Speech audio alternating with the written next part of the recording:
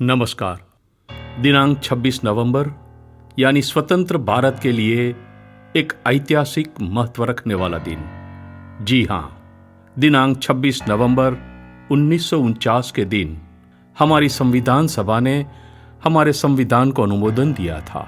हमारा संविधान यानी आपको एवं मुझे, हम सबको भारतीय होने की समान पहचान देने वाला ग्रंथ, एक ऐसा ग्रंथ जो हमारी शिक्षा प्रणाली में भले ही नागरिक शास्त्र विषय के रूप में पढ़ाया जाता है, परंतु जो अपने आप में भारत के भव्य इतिहास एवं सरहदों को समाविष्ट करते हुए राष्ट्र की भूगोल की मुख्य अभिव्यक्ति भी करता है।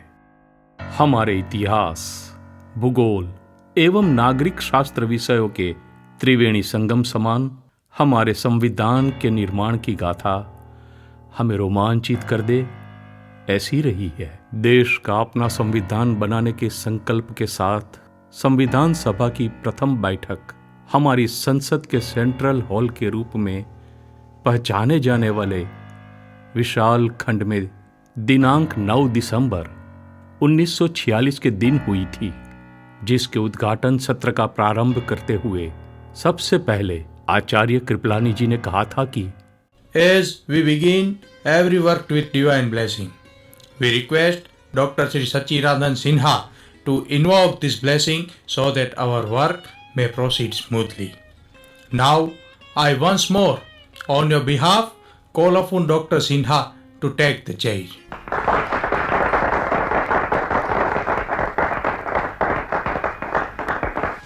इस सभा के महत्वपूर्ण अंशों को ऑल इंडिया रेडियो के दिल्ली केंद्र के द्वारा प्रसारित किया गया था। ये ऑल इंडिया रेडियो का दिल्ली केंद्र है। स्वतंत्र होने की कगार पर खड़े भारत ने पूर्ण गणतंत्र राष्ट्र बनने हेतु अपना खुद का संविधान बनाने के उद्देश्य से आज दिल्ली के हाउस ऑफ पार्लियामेंट के सेंट्रल हॉल में अपनी प्रथम संविधान सभा की मीटिंग डॉक्टर सच्चिदानंद सिन्हा की अस्थायी अध्यक्षता में संपन्न की, जिसमें 9 महिला सदस्यों समेत कुल 207 सदस्य उपस्थित थे। अध्यक्ष स्थान से सर्वप्रथम डॉक्टर सिन्हा ने विविध देशों की ओर से मिले शुभकामना संदेशों का पठन किया। उसके बाद 2 वर्ष 11 महीने और 17 दिन डॉक्टर राजेंद्र प्रसाद जी के अध्यक्ष स्थान वाली संविधान सभा में भारत के विविध प्रांत, प्रदेशों के विविध धर्म, जाति एवं लिंग के कुल 284 जितने मूर्धन्य व्यक्तित्वों ने हमारे भारतीय मूल्य, भव्य भूतकाल एवं वर्तमान की आवश्यकताओं को केंद्र में रखते हुए किए गए मनोमंथन की फलश्रुति को डॉक्टर भीमराव अंबेडकर जी के अध्यक्ष स्थान वाली प्रारूप समिति ने अक्षर रूप प्रदान किया। 165 दिनों तक के भिन्न भिन्न समय पर मिली कुल 11 सत्रों की बैठक में 114 दिन हमारे संविधान के प्रारूप की रचना में लगे थे। प्रारंभिक स्तर पर 389 सभ्यों की हमारी संविधान सभा विभाजन की विभीषिका के कारण, निकाले गए सदस्यों के कारण 299 सभ्यों तक सीमित कर दी गई थी।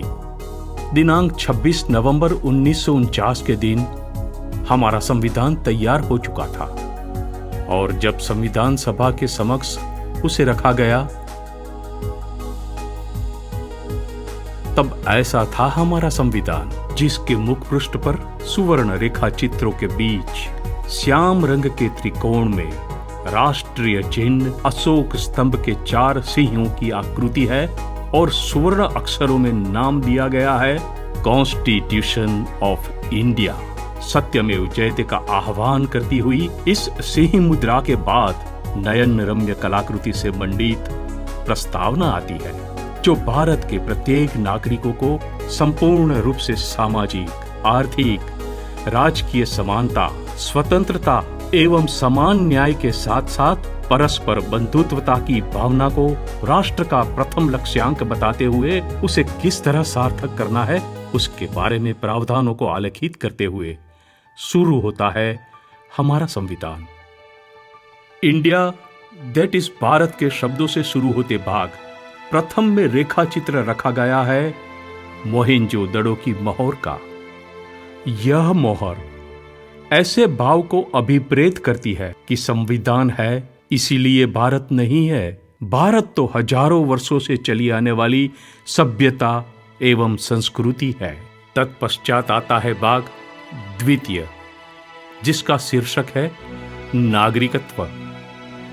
इस भाग में रखा गया रेखाचित्र भारतीय नागरिकों की वेदकालीन जीवन शैली को अभिव्यक्त करता है।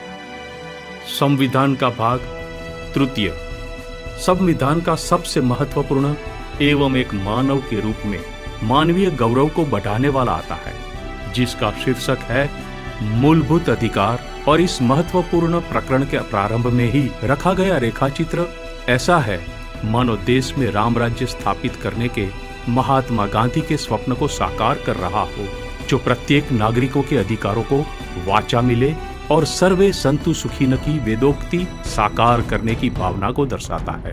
प्रस्तावना में व्यक्त लक्ष्यांकों को सिद्ध करने का पथ संघर्ष युक्त रहने वाला है, जिसमें प्रत्येक नागरिकों को अपने अपने उत्तरदायित्व का निर्वहन करना है।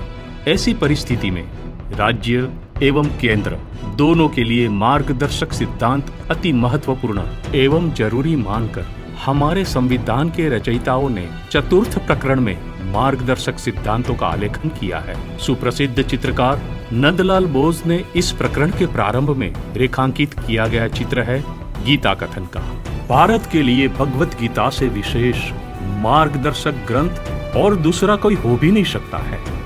राष्ट्र के निर्माण में एवं गौरवशाली मानव जीवन के संस्थापन तथा योगदान देने वाले भगवान बुद्ध, महावीर, राजा विक्रमादित्य, शिवाजी, गुरु गोविंद सिंह जी, नालंदा विश्वविद्यालय, उड़ीसा की मूर्तिकला, नटराज, भारतीय वास्तुकला एवं अकबर सहित की मुगलकालीन कला के साथ साथ अंग्रेजों के साथ लोहा लेने वाली रानी लक्ष्मीबाई, सुभाष चंद्र बोस तथा गांधी जी आदि के रेखाचित्र आगे की विविध प्रकरणों में विषय की मुख्य अभिव्यक्ति करते हैं।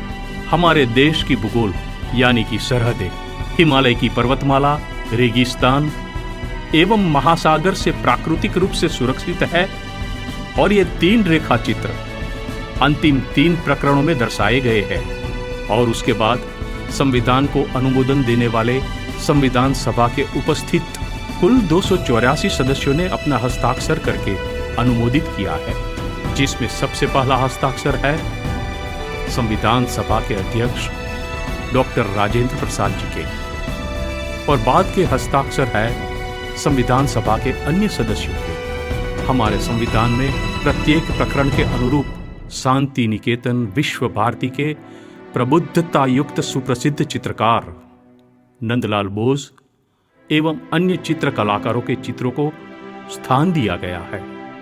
हमारे संविधान का मुद्रण कार्य संपन्न किया गया था दिल्ली के प्रेम बिहारी सन ऑफ ब्रिज बिहारी रायजादा की गोवन ब्रदर्स लिमिटेड रामपुर में। इस कार्य का कोई शुल्क प्रेम बिहारी जी ने लिया नहीं था। संविधान में हाथी बरकला देहरादून की सर्वे ऑफ इंडिया की कचहरी के द्वारा फोटो लिथोग्राफी की गई थी। आइए हम सबको भारतीय होने की एक समान पहचान देने वाले इस ग्रंथ की मूल भावना को चरितार्थ करके राष्ट्र के निर्माण में हम भी सहभागी बने।